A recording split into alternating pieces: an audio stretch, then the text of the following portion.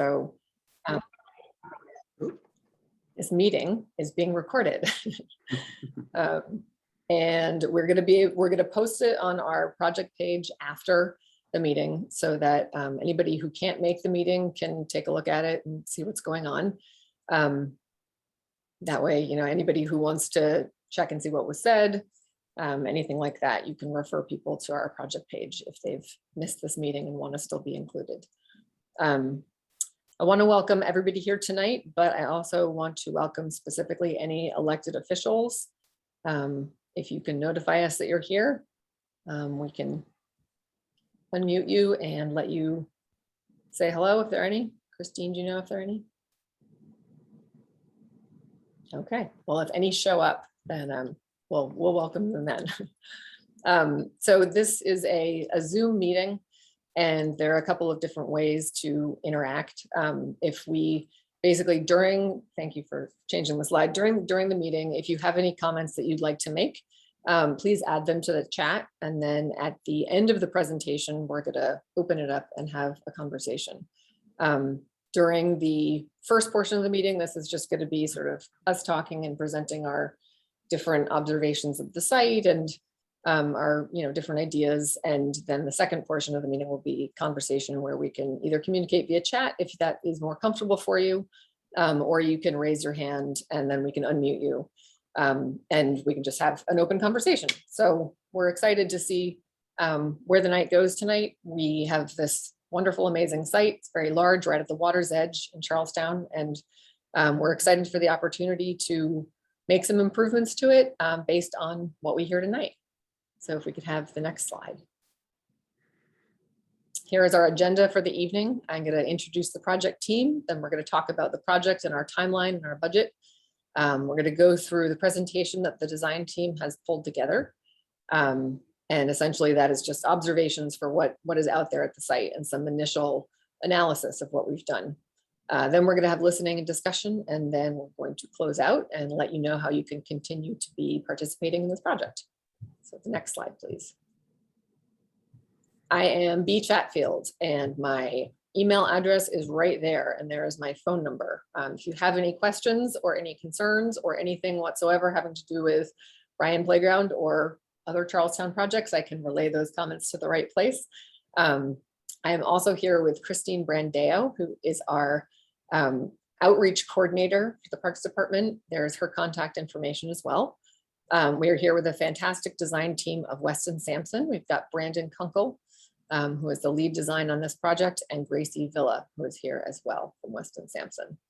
We're also going to be working in later phases of the project with Stoss Landscape Urbanism, and we're very excited to have them on board because they have had great project experience in Charlestown with other Climate Ready Boston initiatives. So if we can have the next slide. We have our project overview. So this is our project schedule, and this is a work in progress here because we're trying to coordinate with a number of different projects in the sort of this portion of Charlestown. As you are probably aware, we are going to be coordinating sort of Sullivan Square open space. We've got the BTD project for Rutherford Avenue, which is going to be resulting in some open space in Sullivan Square. And then we've got the Hood Green project as well. So we're trying to develop things a little bit in concert with them. And we're also, aware of other things moving as well. So right now, this is our first community meeting. This is going to be one of 3 specifically for the playground. Next month, we have our shared open space meeting where we are going to be asking everybody who participates, as well as a user survey afterwards, who can't participate, for those who can't participate, what people want to see programming wise in these 3 spaces, because we don't want to duplicate anything. We don't want to, promote some use of the site that is actually not reflective of what the community needs. So we're going to have our shared open space meeting in October. Space for a possible follow-up if that seems like it's appropriate in November. And then in December, we're going to be coming back to the community for our second Ryan Playground community meeting. And that is going to be where we share some design concepts, some very high level ideas of what, we take the ideas we heard in this meeting and we come up with a few different alternatives, a few different design alternatives. So tonight we're really talking about like the existing site, how you use it, what you think should happen there. The second meeting in December would be, here's some design ideas and some concepts, and we want to hear your feedback on what you like from each of those. So then we're looking at our third meeting would be in January, and that is going to be the meeting where we say, we heard all of this input, you know, regarding those concept designs, and that first meeting where you told us what you wanted, you know, does this schematic design work? Did we hear you correctly? And at that point, if it's accurate, if this is design that the community wants, then we go ahead with design development and construction documents. We get into permitting and we start construction, which would be fall of 2022. So right now we have a design budget. So we have money to pay our designers to, you know, do all of the different thinking and exercises that we want them to go through to come up with the best possible plan. And it is, I'm not going to say like open season on program and whatever you guys want can happen, but we are really eager to understand the different improvements that people want to see happen on this site, because we do not yet have a determined project budget. And so we're going to be going back to the city to get that once we understand what needs to happen here. First and foremost, we know what needs to happen is some site resiliency having to do with the low elevation that the playground is at. So that is the starting point that we're looking at here. We're going to be improving the resiliency of Ryan Playground, and anything beyond that is really up to you. And we're curious about what tonight includes, what feedback we hear. If we could go on to the next slide. So the design process is always a combination of, you know, City of Boston priorities, Parks and Recreation goals, community input. What we're doing right now, this is one portion of that process. And then of course we follow safety and regulatory guidelines. We bring it all together and ask the designers to come up with a well-informed, multi-dimensional design. Next slide. So the City of Boston priorities that we are trying to fulfill here, we want to increase walkable access to parks. We are trying to address equity within neighborhoods, addressing parks that have not received renovations in a long time. Improve climate resilience. So this is absolutely perfect for this neighborhood right now. Improve community health and connections between community members, community building. Next slide. We've got the Parks Department recreation goals. We want to make parks accessible and available to all, encourage a diverse, balanced, and efficient mix of uses. So, you know, this is a good example of why we're trying to have our meeting in October with Hood Green and BTD is, you know, we don't want to have any kind of replication of uses, at least if we do, we want that to be intentional because it's the most popular program ever or whatever. Conduct meaningful and inclusive community engagement. That's what we're trying to do tonight. And we're going to have a follow-up survey as well. So if we hope everybody tonight participates in that survey, and we also want you to forward that along to your friends so that if they weren't able to come tonight, they can still participate. Create adaptive and resilient landscapes and promote connections between neighbors and communities. So next slide. So I'm going to pass this off to the design team. They've done some research about the history of the park and some of the existing conditions. So I'll pass it off to Brandon. Great. Thanks so much, Bea. I really appreciate the introduction. Good evening, everyone, and thank you for joining us. It's a pleasure to be here tonight with my colleague, Gracie Villa, who is manning the presentation in the background. She's going to be the MC for tonight's slide presentation and help me out here. I just want to take a moment. This is really such an incredible property within the Boston Park system and within the Charlestown neighborhood as well. And we don't take that lightly. We're very honored to be part of the design team and working with Boston Parks and you folks on this project. It's just under 9 acres of land, and you'll see in just a bit, it's one of the largest, if not the largest, open space within Charlestown itself. So we've been doing a lot of research on the park and the history. So this is a bit of the timeline of the park. The park itself is 116 years old, and that makes it on the older side within the park system. I think there's only a handful of open space and parks within Boston that are older. In the 1905, it was converted from a mill pond and tannery and converted into Charlestown Playground. And the first round of real improvements occurred in 1932, and they added 2 ball fields with a backstop, seating space, a shaded swing shelter, and 2 tennis courts. And you'll see a plan from 1932 in a few slides. 1945, it was officially renamed to John J. Ryan Playground. And then there were a series of minor upgrades throughout the years. And overall, the park has remained relatively close to the 1932 park improvements, while fields have been added and tennis courts have been shifted and courts have been moved around and converted from either a tennis court to the roller hockey rink that's out there today. But in general, the spaces have remained in their current positions for quite some time. The last significant improvements were done in 1997, so about 24 years ago. And that was really only for the playground itself. And there have been iterations and improvements to the fields along the way, but in general, as I mentioned, they're relatively in the same positions that they were originally constructed in. And then in 2011, there were some seawall renovations done along Boston Harbor / Mystic River. We're right at the head of the Mystic River, so technically it is the Mystic River.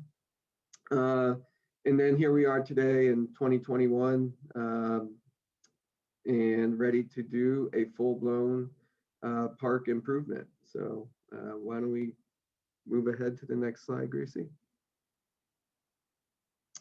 So as I mentioned, in 1901, when it was still a mill pond and tannery, but we find this to be a very interesting slide just to show a bit of the location within Charlestown and how the neighborhood was divided. Why don't we go ahead to the next slide then, Gracie?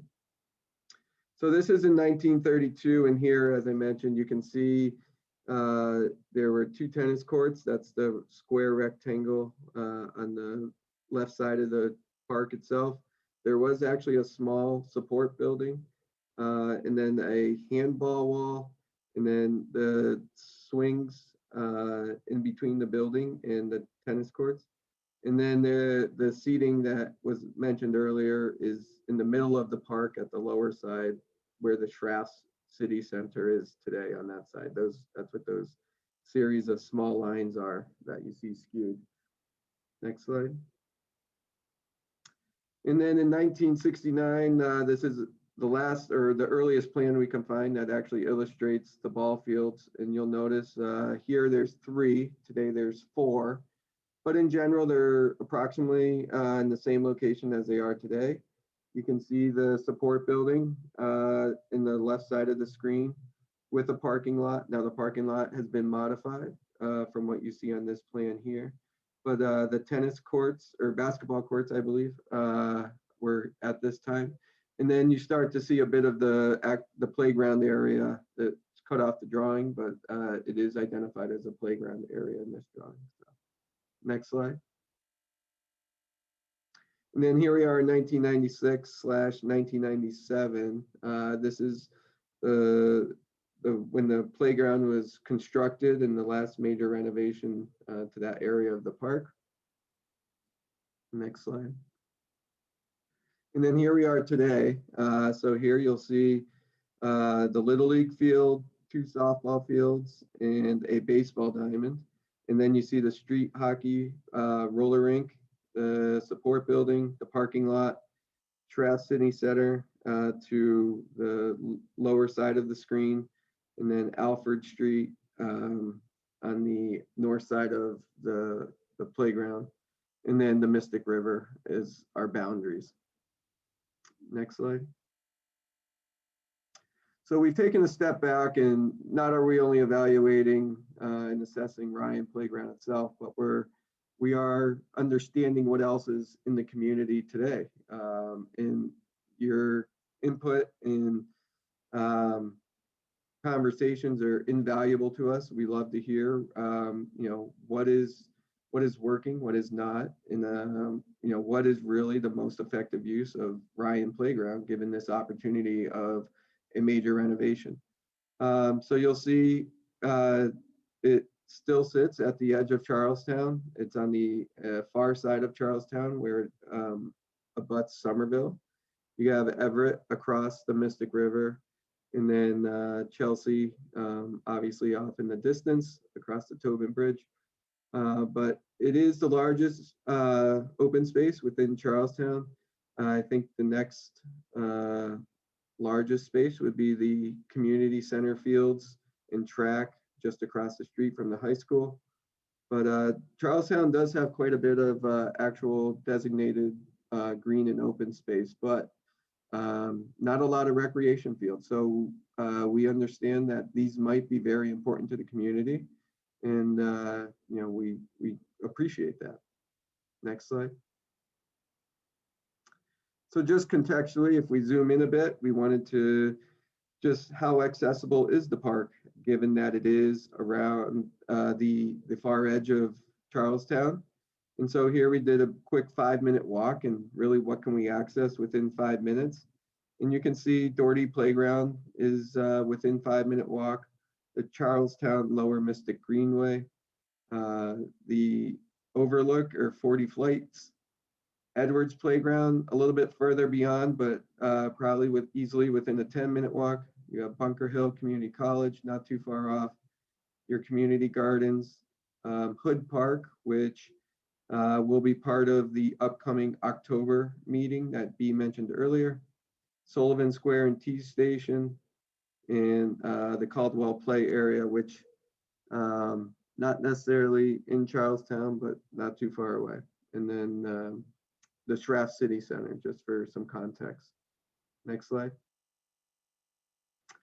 So, and Bea, please, at any time if you want to chime in, but within a larger, larger area, we just contextually, it's still 5 minutes, but referencing the 3 projects that we'll be discussing will be the Hood Green project, the Sullivan Square project, and then Ryan Playground.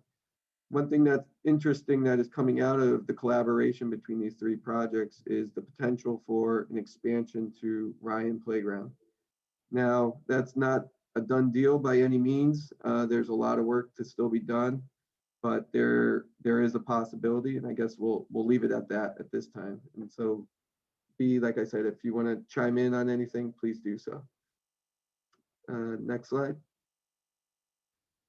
So, specifically looking at Ryan Playgrounds, as I mentioned, just contextually, here's it's not an insignificant amount of land that could be added in the proposed expansion, but here we are today again with the athletic fields up against the water, with the boardwalk, and then the roller rink and parking lot. So. And I think just to jump in for 1 second, take you up on Yes, your offer, Brandon, is that the proposed extension that would be sort of occurring because of the Rutherford Avenue project. I think the only reason we're sort of like, there's some question marks about it is just because it hasn't been built yet, right? And anything that we don't know is there yet is sort of like, well, it may happen or it may not. I think it would make sense for us, and we are proceeding as though it will happen. And so we should develop our park with the expectation that we'll have this additional space. And so it is probably going to occur on a slightly different timeline than our park development. So to think of these, perhaps a 2-phase of development, what would we do in the first phase? Those things that are really important to the park. And then in the second phase, in this proposed extension, maybe what are those supplementary programs, these other things that we want to do and enjoy doing, but maybe are not quite as critical. So that's how we're hoping everybody thinks of it, and sort of start thinking of like, what's the top tier, the most important things that you want to see in the playground, and then what would be on the wish list, but maybe middle of the wish list.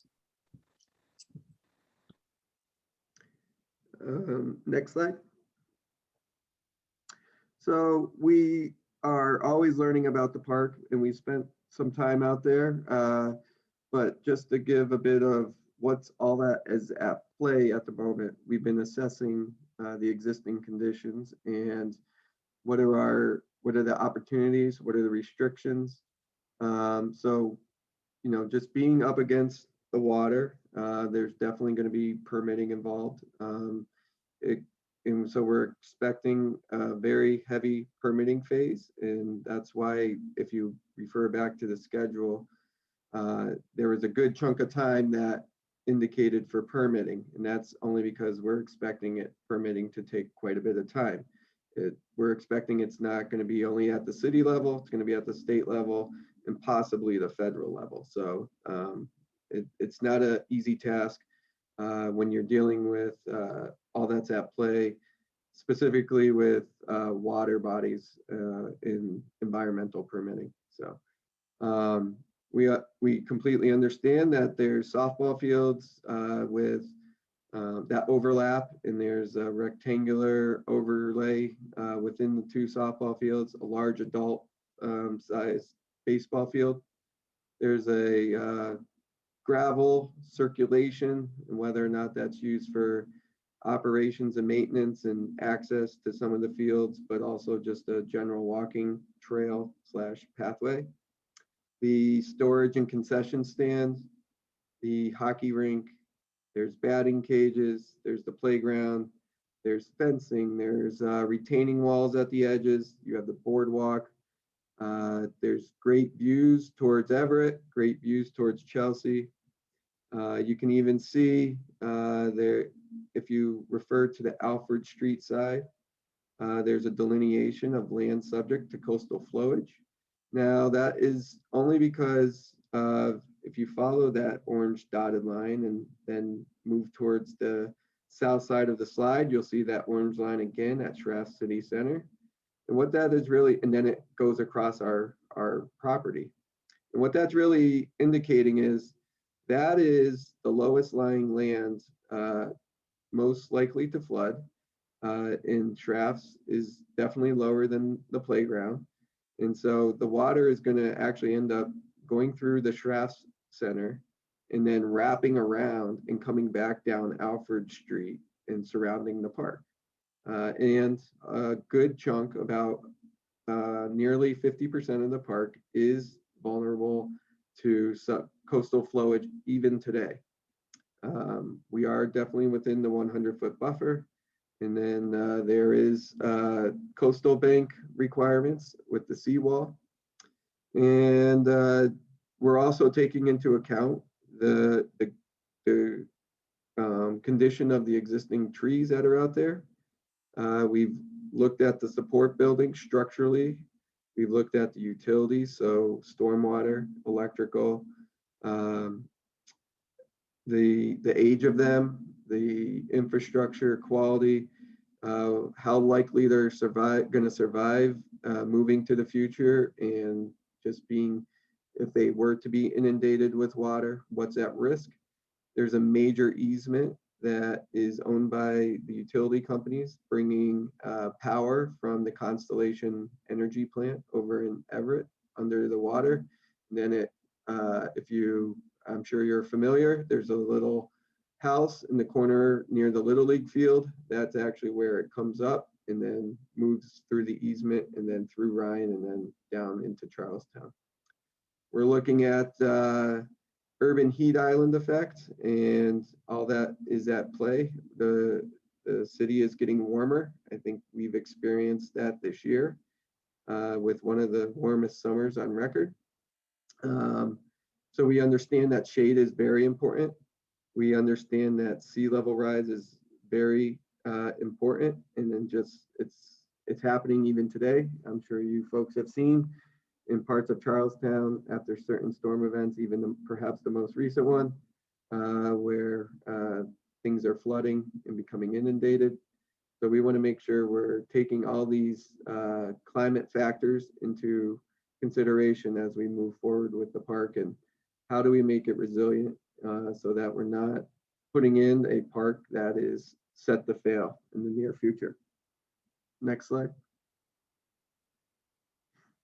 So here are the 3 properties specifically that we'll be speaking about in October, highlighted in red. But just you can see this is a map that we started to put together. It's from Climate Ready Boston, but we identified the 3 properties here: Hood Green, Sullivan Square, and Ryan Playground. But you can see, and I'm sure you folks are aware, and that there's a good portion there, a pathway that runs specifically through the Shraff City Center, but with Ryan being just adjacent to it, it makes it very vulnerable. All 3 of these projects are going to play a key role in inundation in the pathways in the future, as well as the Shraff's building. I also just wanted to jump in here for one quick second and say that we understand that the Shraff's development will be undergoing some renovations at some point in the near future. And we are, as their neighbor, we are certainly coordinating with those plans and meeting with them and going to coordinate whatever our project designs and what their project designs to make sure that they meet up with a good form of flood prevention. We're not going to have 2 projects that aren't talking to each other and somehow lets the floodwaters in. So just so that you all are aware of that. Thank you, Bea. Next slide. So we've already started looking at the future, and really 2030, in our opinion, is already here. 9 years is not that far away. But just to give a little bit of perspective, we are using 2070 as our baseline guidance for the future. So we're looking, hypothetically 50 years, but according to this, 40 years into the future. And what we're seeing is it's only going to get worse unless we do something. Now, we're using multiple models, but the good news is, and so you'll see the Mass Coastal Flood Risk Model on the left, the Boston Harbor Flood Risk Model on the right. And while they look very similar, and that's because they are, but what that's telling us is there's consistency in the data. And that is a good thing because we're not getting conflicting numbers, and we're able to have reliable data that we're able to design to into the future. Next slide. We're also looking at the flood risk assessment, and what does that mean? So we're looking at the current day stormwater and rainfall depths and predictions. But if you were to look at the 2070 values and how that compares to today and what we're predicting and the probabilities. So if you were to look at a 10-year storm today, it will become a 5-year storm in 2070. Or if you look at a 25-year storm today, the 100-year storm, today will become a 25-year storm. So what does that mean? It means larger rainfalls more frequently. And so we are going to be planning for that. And how do we do that? How do we make the site resilient? So it's a matter of keeping the water out, but it's also a matter of if it is to flood or was to become inundated, if that's the design, then how fast can it alleviate itself of that water? So we'll have a robust stormwater system that can handle these future events. Next slide. So as I mentioned, we've been out to the site several times and done an assessment, or at least an inventory of what's out there now. And you can see there's a lot of active recreation. You have your Little League field with the press box, and then the softball field, batting cages, netting, fences. You have the street hockey court. So we understand this is a very in-demand open space with active recreation. Next slide. You have the park edges. So you have the Harbor Walk edge. As I mentioned, there's the gravel trails that run along the perimeter. There are edges between the roadway and the park. There's edges and access points between the park and the Shraff City Center. There's a substantial retaining wall between Shraff City Center and the park. There's about, it varies, but it's about a 6-foot grade change on average between Shraff City Center and the park. And you have the waterfront edge again with the with the boardwalk looking back towards Shraff City Center and the Tobin Bridge in the background. Next slide.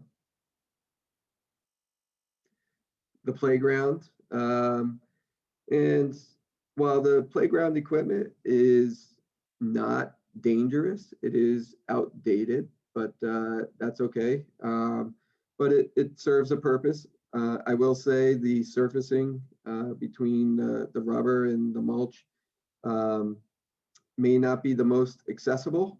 And so we'll be looking at that as well. There's the concrete shade structure that is just adjacent to the playground. So there's a lot of edges and a lot of play use areas within the park itself. Next slide. Circulation. So we have various types of materials used for walkways. You have the gravel, as previously mentioned. You have the decking of the Harbor Walk. You have paved sidewalks along Alfred Street. And then there's a bit of sidewalk as you come off near Shraff City Center towards the playground in that direction. But in general, what I actually found very interesting, there is actually very little paved walkways within the park itself. And I don't know if that's a good thing or bad thing, just an observation. Next slide. Structures. So yes, there is the formal structure of the support building and concession stand area. There is the concrete shade structure, but there's also small structures. There's storage containers for all the athletic equipment. We totally understand that. There's the press box area with more containers. And then also, as I mentioned, the major utility easement that connects Constellation from Everett into Charlestown. This is where it's coming up and then running from underneath the harbor and then into the easement underground. So there's a lot of structures that have to be taken into consideration as we look at the improvements of this park. Next slide. So we just, as we start to open this up for the conversation in just a few more slides, we thought it to be helpful from other parks and projects if we kind of look at what's been done around the city here as well as other cities. So these are some parks, and full disclosure, we've worked on several of these parks, specifically the local ones. So we worked with the city on the Presti Park about 4 or 5 years ago was the last phase. Menino Park is older, but it is in Charlestown. I believe that's about 8 years old since that was last renovated. Langone and Popolo is just opening up this year. It's about 6 months old since it's officially been open to the public. But then the Hudson River Park, and we wanted to include that just because it is a more passive park and just something to consider. You can see here, there's large green spaces for folks to lay out on. I think what's unique about Lopresti, it's an athletic field-based park, a very large footprint, another community that has a high demand for active recreation, whereas Menino is a playground that supports the Spalding Rehabilitation Center. It's universally accessible from an ADA perspective. And then the boardwalk along Langone, where there's seating walls and bleacher style seating that allows you to overlook the water, see some amazing sunsets from the park. But really what's unique and the reason really those seats are there is that that is the resilient aspect of Langone. There is seawalls constructed within the frames of those bleacher seating. So it doesn't have to be a wall. It could be a usable space that folks can either sit on, or it could be something else. But as we start to think about the future, I ask that folks keep an open mind. And while we want to definitely make the park resilient, it doesn't have to be specifically a wall barrier. Next slide. Some additional waterfront parks and playgrounds to consider. Draw 7 Park in Somerville, Massachusetts is the top 2, or the 2 slides on the left. That's currently in design. That's a park with ECR, but because it's just up the Mystic River in Somerville at Assembly Square, we thought we would share it. As I mentioned, it's a passive park. It's really not going to have any active recreation on it.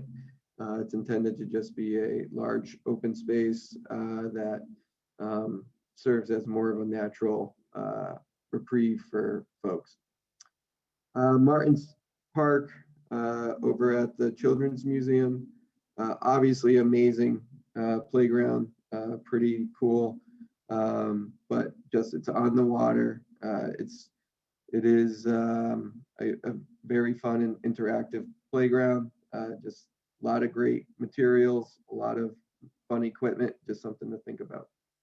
And then Domino Park in New York City, totally different flavor. This is right on the Hudson River, but just it's a very unique park, a lot of custom playground equipment, but it's something to think about as well. Next slide. And that is my part of the speaking for this evening, but we would like to now open it up for comments in the chat, and we'll field them as they come. Thank you very much. And also, raise your hand as well if you want to say something in person. Brandon, thank you so much for walking us through that. There's a lot to take in and a lot to think of. So I appreciate those people who are jumping right in. We've got Dan and Stephen. Stephen, you can go first. You should be able to unmute yourself now. Hi, good evening. How are you? Good, thanks. Thanks for inviting us into this meeting. I just wanted to chime in about the importance of the fields, the baseball fields of the community. I was involved in the Charlestown Little League, and I headed up the T-ball program this year. We had really unprecedented demand. We had about 90 kids just in the T-ball program, and the Little League itself had many, many more.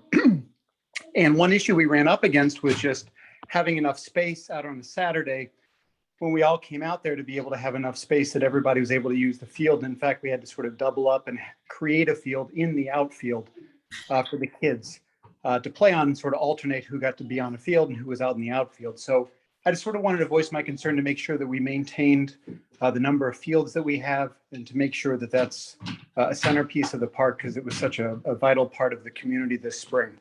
So thank you for hearing from me. Thank you, Stephen.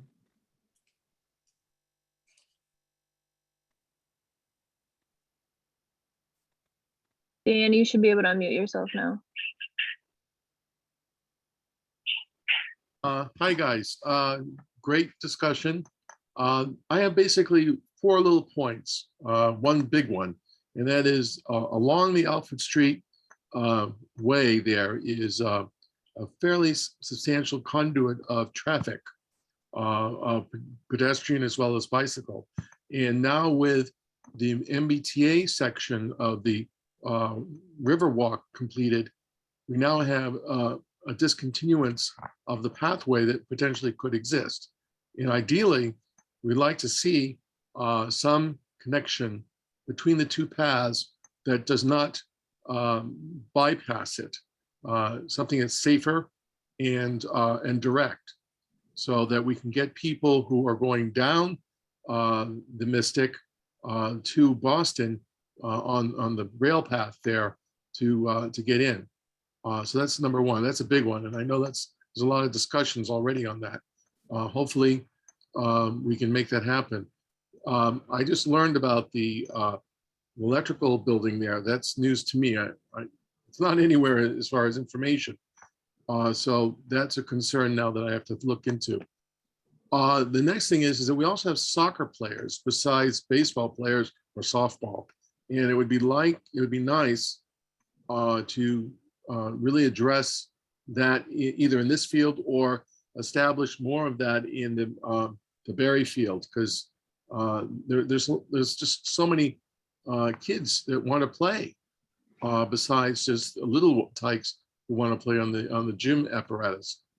And then we have the people like myself who like to sit and sit along the boardwalk just to watch the ships and the sailboats, the few that do come up that far. And that's the other element that really needs to be thought through, and the connectivity to get to this area, because it's still very removed from the population. And that's, how do we get pathing there? And that gets back into that Riverwalk pathway down the Mystic, down through to, I believe is the Domino Sugar Factory area, getting it down to that point and getting it closer to the community from that direction. So those are the basic ones.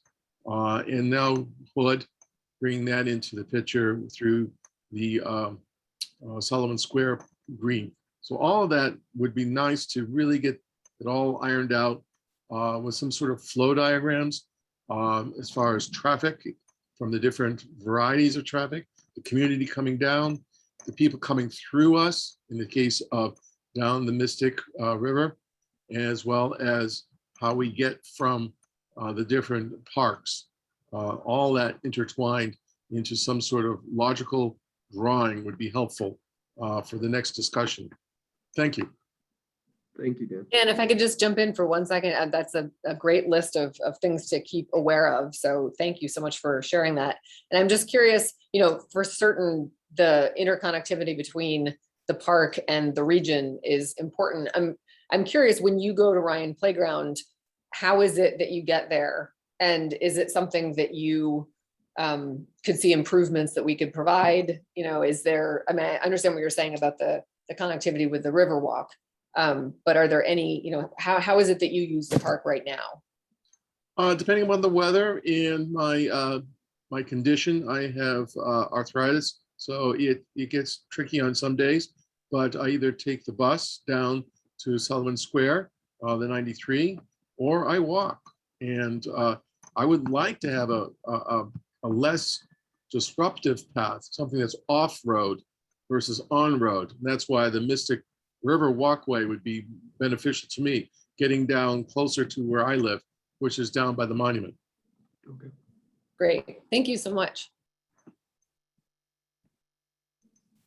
Tim, you should be able to unmute yourself now. Hello. Thank you everyone for hosting this meeting. I know many of you on the call. I think we had sent some emails back and forth. I'm on the board of the Charlestown Youth Soccer Association. And also for the last couple of years, myself, Kathy Reese, who's on this call, and others in the community who run the various active sports programs, whether it be youth, adult, or scholastic, have tried to keep in touch. I hold the sort of informal seat on the Charlestown Neighborhood Council, representing these nonprofit groups. And I think one thing that we've discussed here, but maybe aren't really taking enough inventory and stock into, is that rather than just looking at the 3 properties inside of the Sullivan Square area, in the context of Plan Charlestown, looking at active space within Charlestown more holistically. There are only 4 spaces for active space. You called on 1 or 2 of them, the high school fields, obviously. Berry Field was called out. You neglected the fields at Bunker Hill Community College. All 3 of those locations are in some state of, not suitable for community involvement at this point for various reasons. So I would like to see, if possible, us take this opportunity in this planning session to look at the current and, more importantly, future needs of all of these programs, and discern where would active sports make most sense. For instance, softball is hosted at all 4 of those fields, and they're not used year round.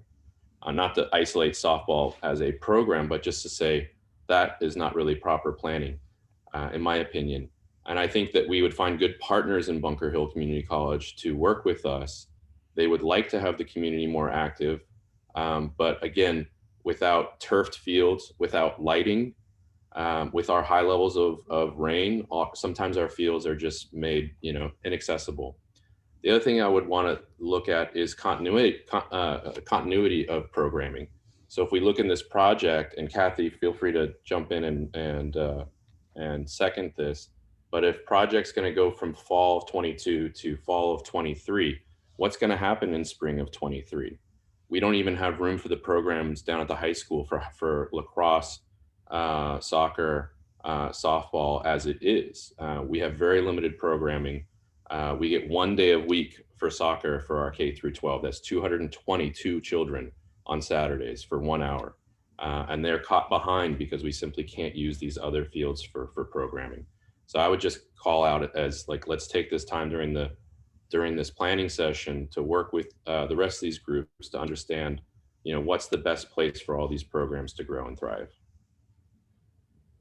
Yeah, that is a great point, Tim. And, I know that Parks has a role in some of those spaces. And so ideally some of that planning would happen, within our agency, if we have the awareness that, Berry Field, unfortunately, right now, I checked in on these projects to see where, the status, and right now we don't have anything in our capital plan for Berry Field. But we do understand that there is a need for a renovation, and perhaps an assessment for what program is best for that site, and also for the high school. I know that there is a planned project for that. It has not been started yet. So I do hear what you're saying, that larger coordination needs to happen. But I would also say that right now, we do have the capital project here at Ryan. And so while it's good to understand the greater context and the needs, we also do want to really focus on what we can do for our playground right now. So I definitely, we will continue having this conversation over email, phone calls, and in future meetings, I'm sure. But just so that we keep our eye on both of these goals, I think that is important. Thanks, Pete. Ted, you can mute yourself. Oh, thank you. I just wanted to mention, as B had discussed at the beginning, that tonight is just to focus on Ryan Playground, but then upcoming, we're going to have a collaborative meeting between Plan Charlestown and the Parks Department to look at coordinated open space planning across Ryan Playground, new open space that will be created on Rutherford Avenue and Hood Green. So as B mentioned, tonight is just the beginning, and that's why the focus is on Ryan, but there's already a meeting on the books to talk about the 2 adjacent open spaces, and through the Plan Charlestown process, we'll continue looking at additional public open spaces, including those that are not owned by the Parks Department. So I hope that answers that question. Thanks, Ted. Joanne, you can unmute yourself now. Okay. Hi, thank you very much. I appreciate what Tim was saying about that coordination and what Ted's saying, maybe we can do it through the Plan Charlestown. But I also want to raise that with the Climate Ready Charlestown, we are looking at Little Mystic, though we're not necessarily talking about those fields down there. I think it's part of this climate resiliency around Charlestown. Yes, Ryan Playground is phase 1, but what's coming down with Ryan and, Barry and the high school should be part of phase 2. And also, I know there's just one more thing to throw into that mix, that the city is talking about relocating and rebuilding a community center, and where that goes, again, back to Plan Charlestown. I'm hoping that gets included. But back to Ryan, one of the things that I think about is the accessibility, probably by driving. Walking is clearly a big issue, but given where it sits, the playground sits and all of the uses, a lot of families drive there. And I've been there with my daughter, and she went through the back way through Shreffs, because going in and out from Alfred Street, yes, you can go in, but when you go out, you just can't get somewhere. You have to go further up Alfred and either do an illegal U or go pretty far up there. And I don't think the Rutherford Avenue project is dealing with that aspect of it. So I'm wondering if there's any way to deal with Shreffs, their issues, and whether it's land swaps or whatever, to find an access route from Main Street that doesn't include going through the even a reconstructed Sullivan Square, Alfred Street entrance and exit. I think that's an important thing to at least, I mean, I would like an answer to that to see if that's something at all feasible to talk about. And the very last thing I want to just add is I didn't realize this is on the site of a former tannery. Now, I know we're not digging down, so maybe it's already been tapped and the contamination is something that's from 1902. So everyone's forgotten about it, but I'm wondering if any of with the testing, there's going to be any analysis of of whatever contamination the tannery left in 1902. I can definitely answer that, Joanne, and great observation. Yes, we are aware of the history for sure. We've actually have our licensed site professionals have already gone out there and taken soil samples. There is an AUL on the site. We are aware of that. Right now, every expectation, just given sort of where the resilience measures are headed, at least conceptually, we don't expect to be excavating down to those depths, but we are aware of it. And if anything is designed or proposed, that would be mitigated under the AUL requirements. And the AUL is, I can't remember what the A stands for, but it's basically a use limitation. Like you couldn't. Activities and use limitation. Activities and use limitation, right? So it's acknowledging that this is the site and it has a previously contaminated history. And what we are going to be doing in development is making sure that we manage anything that we encounter. It basically just means a few more dollar signs on the construction cost, which is a bummer, but we're going forward with our eyes open. So thank you. Thanks, B.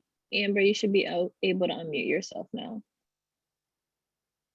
Yep, thanks. My name is Amber. I work for the Mystic River Watershed Association. I know a number of you on the call. I have 2 points to make. The first is to the point that several others made. The connection across Alfred Street is just huge and complicated. So I understand that the big task to try to coordinate this with BTD's Rutherford Ave project, but as much as those can work together and try to think about it. I've also been working on the Draw 7 project, and it's going to be an amazing park, and it will be a 5-minute walk along the river if there's a connection across Alfred Street, and a 15-minute walk down Mystic Ave through Sullivan Square if there isn't a connection. So I think it's just the access across there is huge, and access to the site. And then I guess, I can't comment on any of the sports uses. It sounds like there's a lot of need there. So given the space constraints with that and making sure we preserve everything that needs to happen for athletic field spaces, as much as we can try to highlight natural systems within the park, I think it's a huge opportunity. And I also understand contamination might be an issue, but the great thing about the Draw 7 redesign is that we're actually bringing nature into the site. We're opening up the shoreline to add salt marsh so people can see the tides, and the park actually changes when it's high tide versus low tide. So there's this really unique opportunity to connect people with nature, and you have a captive audience with youth sports players. Why not use that opportunity for environmental education moments? The other tidbit I'll share that some of you might know is at least a couple years ago, I don't know about recently, there's been ospreys that were nesting on the lights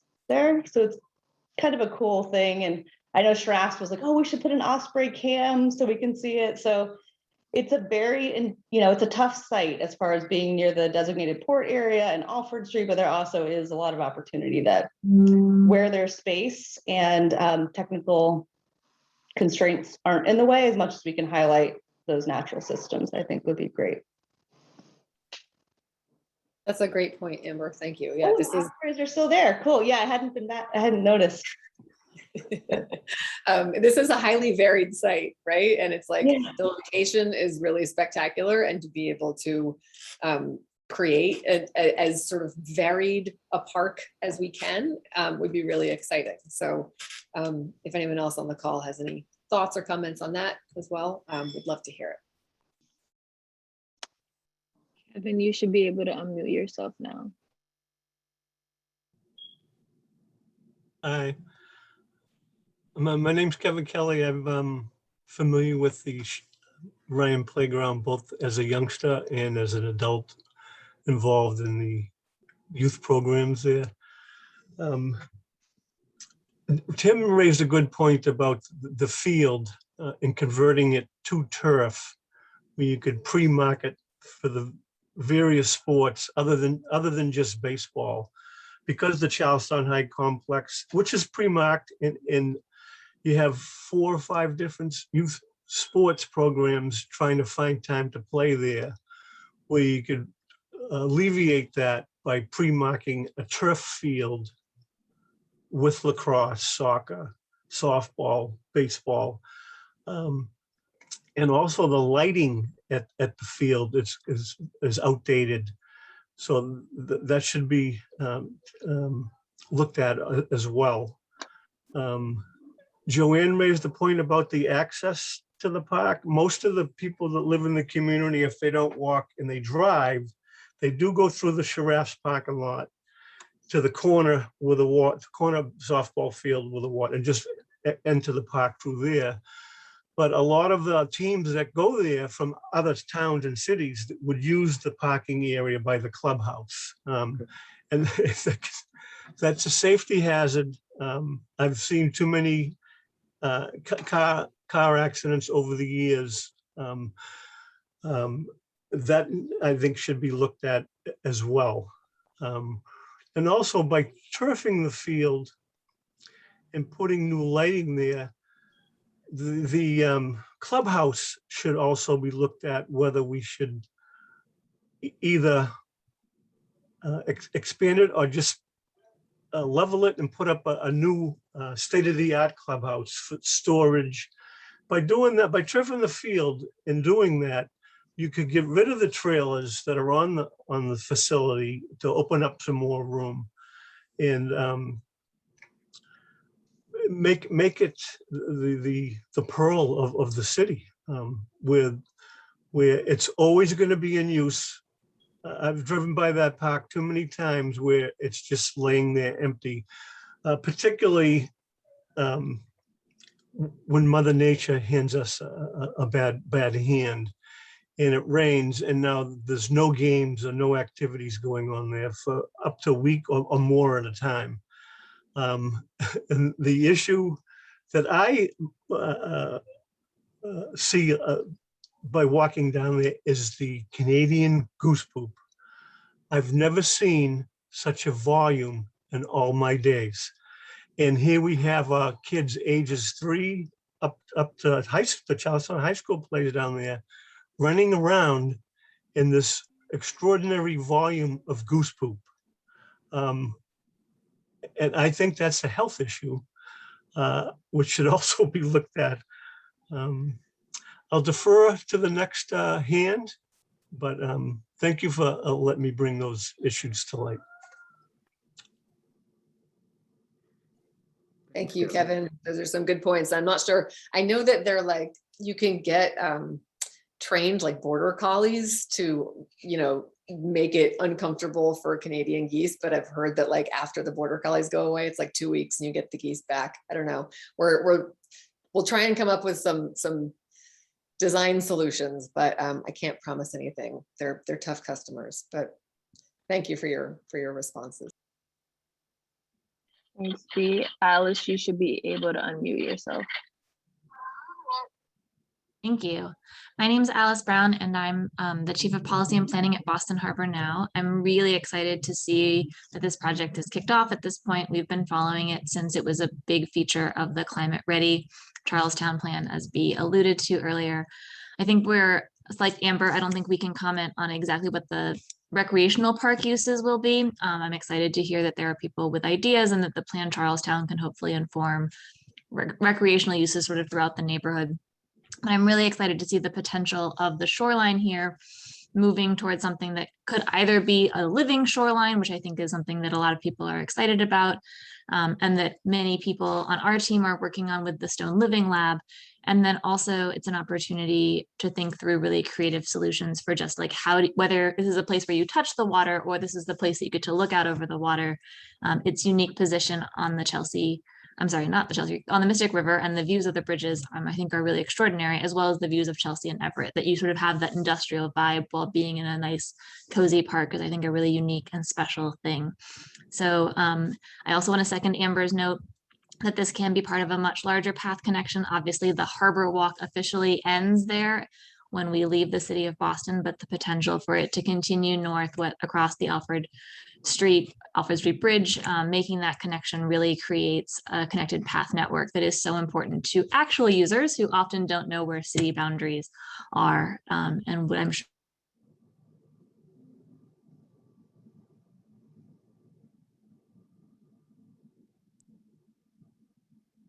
You're breaking up, Alice. Hopefully you can join us back in a minute and finish your comments, but maybe we'll switch to a different person, Christine. No one has their hand up right now.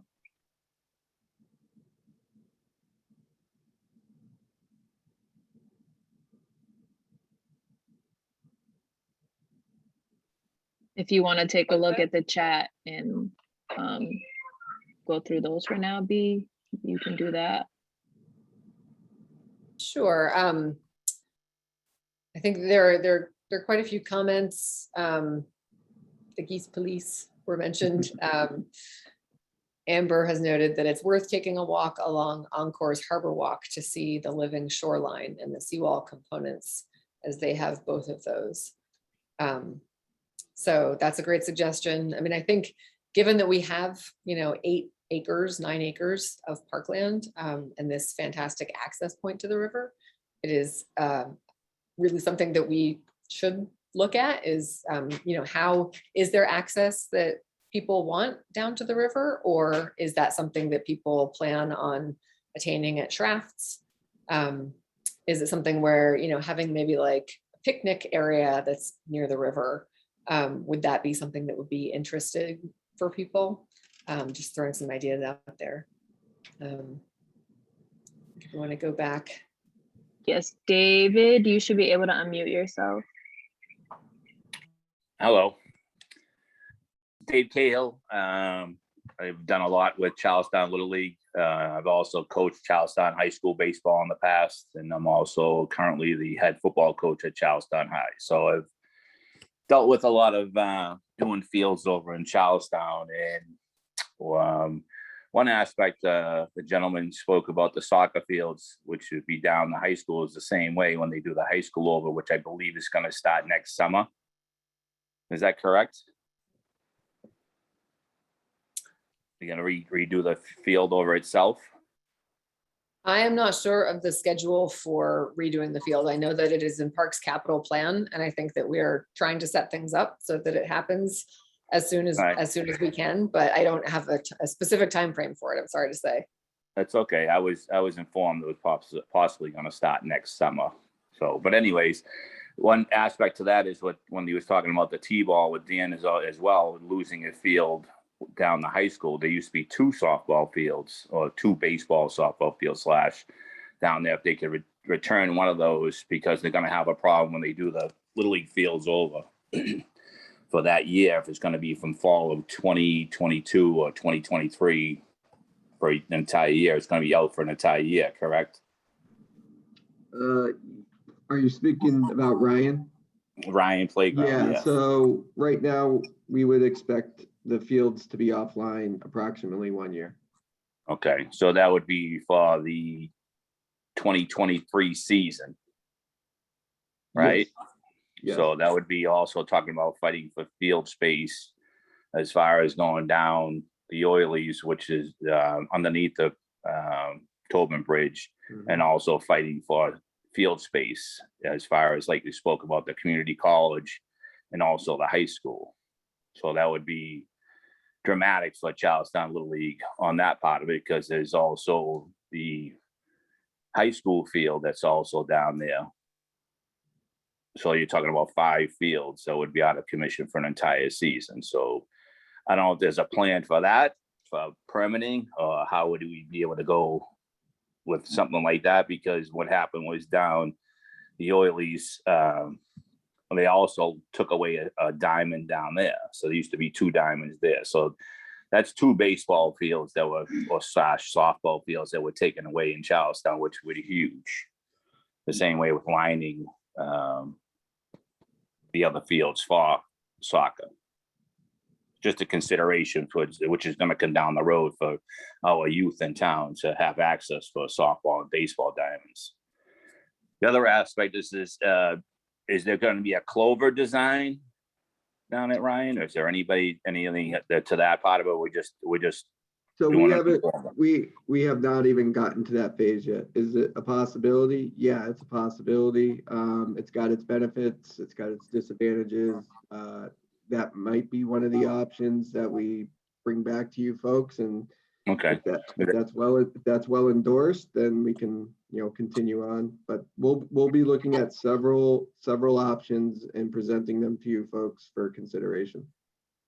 All right, so that'd be excellent, because if you did a clover, you could put that clubhouse in the center and then have additional parking around the outside, which the parking in the walking area with the access with the highway is very dangerous for everyone that's down there. People attending the park and people also riding bikes the outside and walking, etc. But I applaud you for all the other new parks that have just come out. You've done a tremendous job. There's the one over in Dorchester by the rink there. Martin's Park, and also the one on the north end, and a few others. They did a fabulous job. I applaud you for that, and I'd gladly be involved. Thank you, Dave. Well, it's very helpful to hear your experience and the priorities, and we certainly hear that the sports program at Ryan and in Charlestown in general is incredibly popular, and we're going to certainly proceed with that as part of the program. I want to check and see if people have any opinions about other uses of the site. I think Brandon described some of the pathways that, I've been there off and on, like in the mornings, and people use the loop pathways, walking. I've seen a couple dogs here and there. I've never seen anyone on the playground. Like, is this a playground that, does no one ever use it?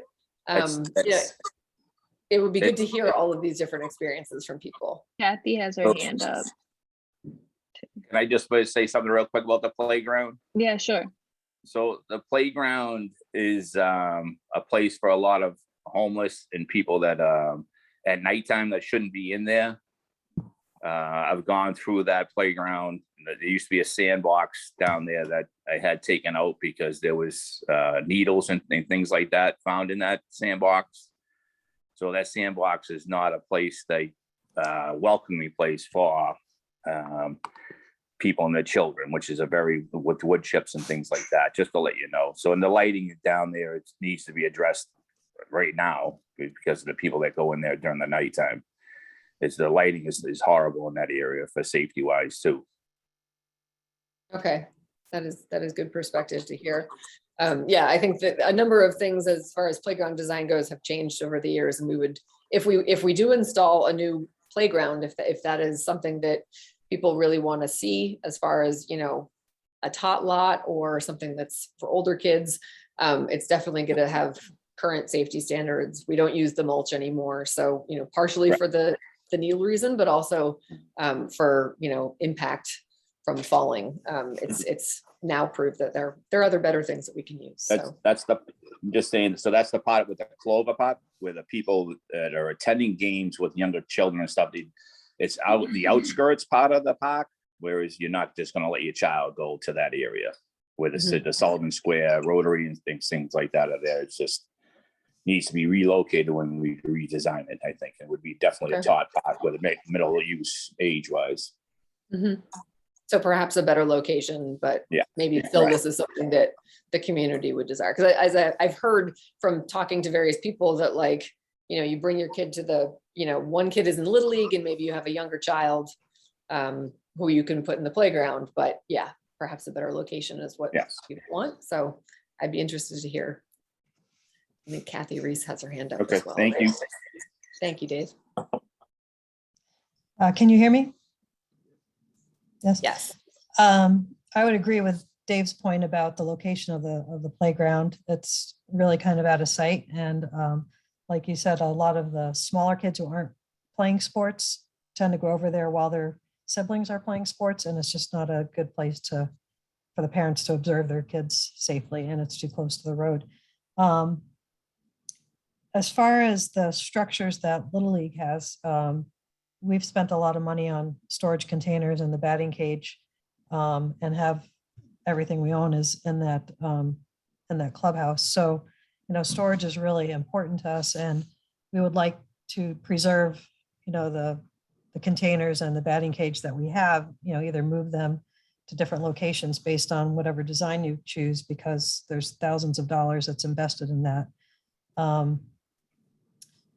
And I know B and I had talked about, designing the fields and making them, my vision was to put them, it might be the clover design, I'm not familiar with that term, but putting all the home plates in the center and having the fields radiate out from there, and moving the clubhouse to a more central location so that the bathrooms are accessible in the middle.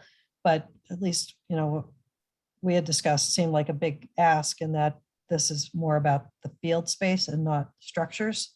But my argument is if we're going to tear up the fields and we're going to have to, that's the opportunity to lay new electricals and new plumbing and such while the fields are torn up, and not decide later, hey, we really should, because that clubhouse is outdated. The basement floods. The doors were replaced, thankfully, but they were rotted through. It's just not, it's not an ideal location, and it works for us right now. But if we have this opportunity to improve on that while the field is torn up and lay all the infrastructure that we need to do that this would be the time to do it. Yeah, sorry. No, go ahead. I was gonna say, that's a great point. Parks, our strong suit is not buildings.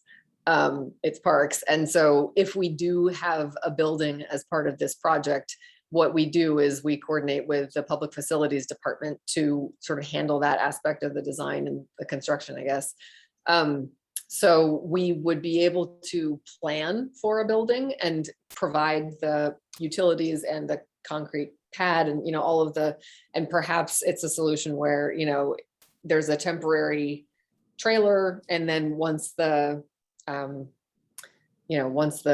project gets going, the actual building is installed in that location eventually. But we are unable to sort of promise a building as part of this capital project. It would just be planning and siting for one eventually, if that's something that sounds like it's got some interest. So, but Tim's point about being kind of universal with our plan for youth sports is still well made, because we need more facilities for soccer, for lacrosse, for baseball and softball, and using the buried field in its current state is really not ideal. And if we were going to try and fix up Ryan, you kind of have to look at it all as one, I guess, is what he's trying, his point. And I think we agree with that.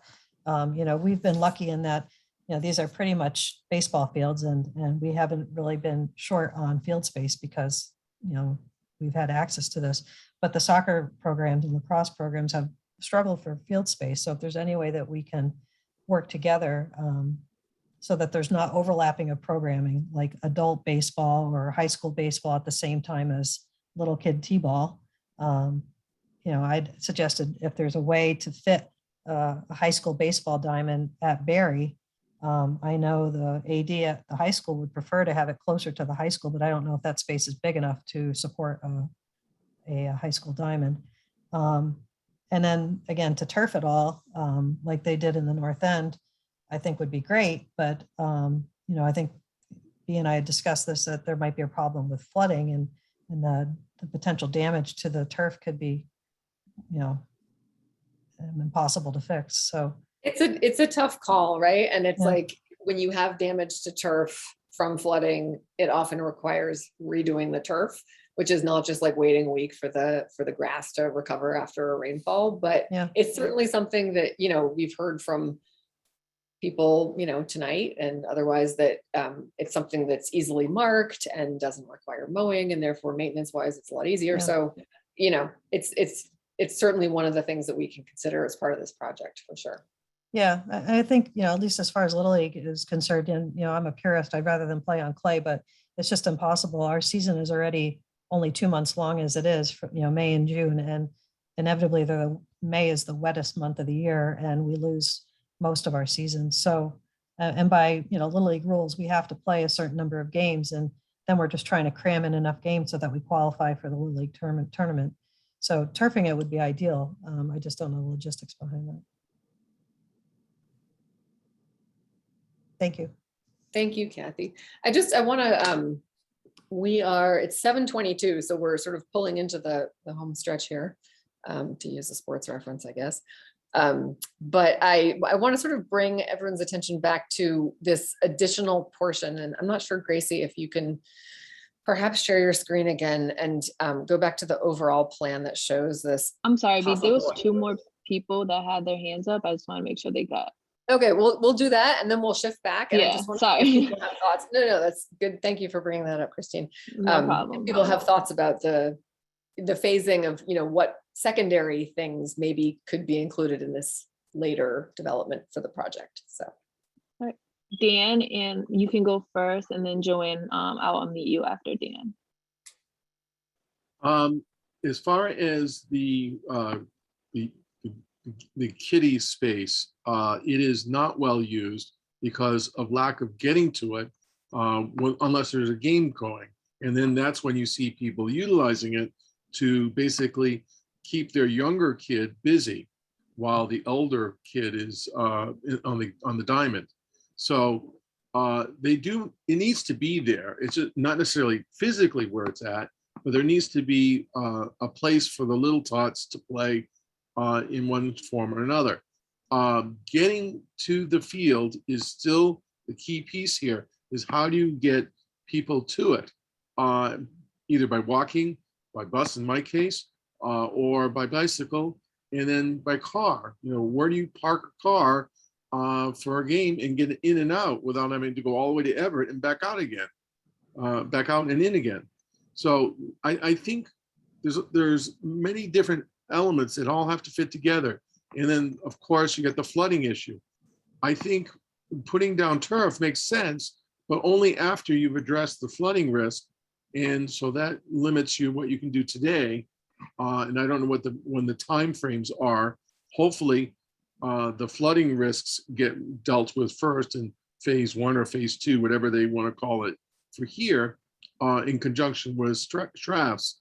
So I think there's a lot of intertwine of things that need to happen. And of course, getting that connectivity to the upper Mystic space is important. Because to be honest with you, I'd like to get my bicycle back out on the roads, but I don't dare because of the difficulty of getting in and out of that space. Because I like to go up to Medford, to the fields, to the open space there, into the tower to look at the birds. You just, other than driving, I have no choice.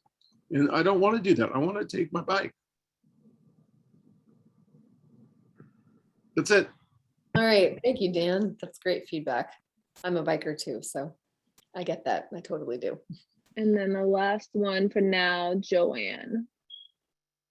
All right, thank you. I just want to get back to the idea of the building. I understand it wouldn't be in the parks budget, but you could. I mean, I worked for the city for many years, so I do understand a little bit how it could work. And why couldn't it be coordinated with, you figure out what the building is and that it gets in the public facilities budget at the same time, so that it is built, not years later or after this trail is there for a while, but it is coordinated. It isn't like we're trying to talk about this, doing it tomorrow. And I understand the city has, public facilities has its own agenda, but I think that this should be something that internally, that you find a way to coordinate so that it is one project, because from the community's point of view, it is one project. You have your jurisdictional boundaries. I understand that completely, but I do believe that there's an opportunity. There's going to be changes in administration. There can be changes in the way things are done. And if we plan holistically, it can be across departments. So I would just encourage that not to be seen as it's not our problem or not our jurisdiction, because I understand that you don't mean it, I don't mean it to say it's not your problem. It's not within your jurisdiction, but I think that whether it's through your planning or Plan Charlestown, that kind of coordination so that this town gets this project done all at once. That is certainly ideal. And I absolutely hear what you're saying. And we would certainly coordinate. I think the idea is that, you know, because we will be generating our cost estimate as a result of our community process, you know, understanding budget cycles as you do, you know, it's like you can get something in hopefully this year, maybe next year for public facilities. And so I'm mostly trying to manage expectations about, you know, I can't say that part of this project is definitely going to be the delivery of a building. It's sort of like, it could happen. If it does, that's great. We're definitely going to keep everybody updated on that. But you're right. I mean, that's true. And it is something where, you know, working with the city, it is our job to coordinate within city departments, and we don't always do a great job of it, but you're right. We definitely need to work hard at trying to make all these things happen at the same time.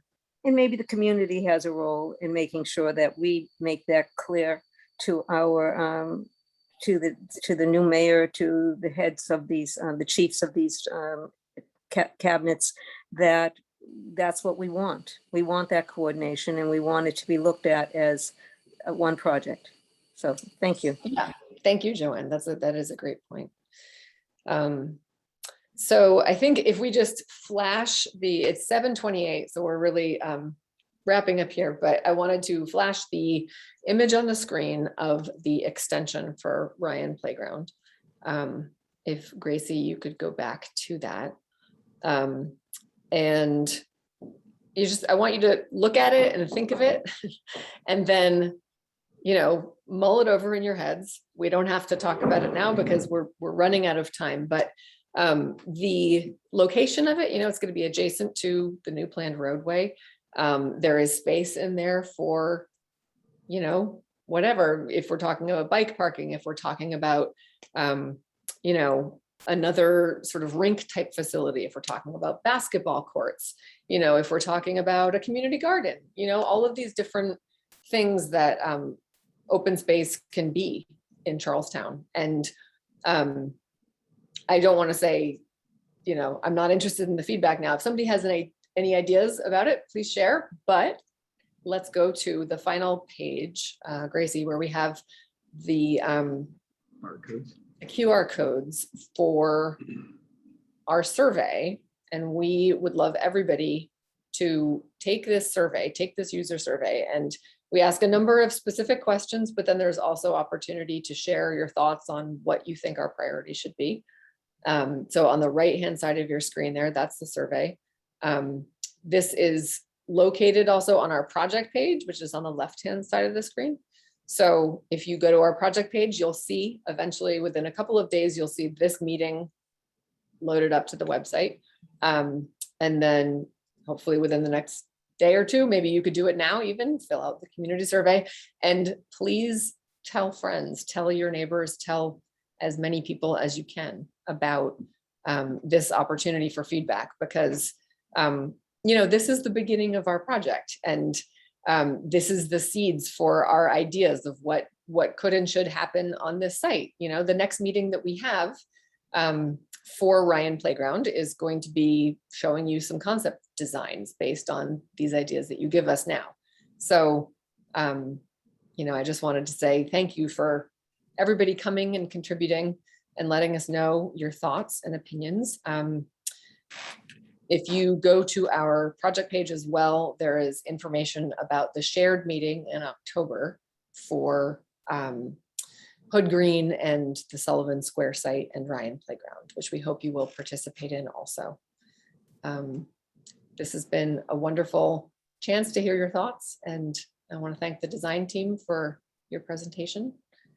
And I think we're going to sign off. If anybody has any future ideas or thoughts, please communicate them with me. I'm listed down at the bottom of this page with my phone number and my email. Thank you so much. Have a good night.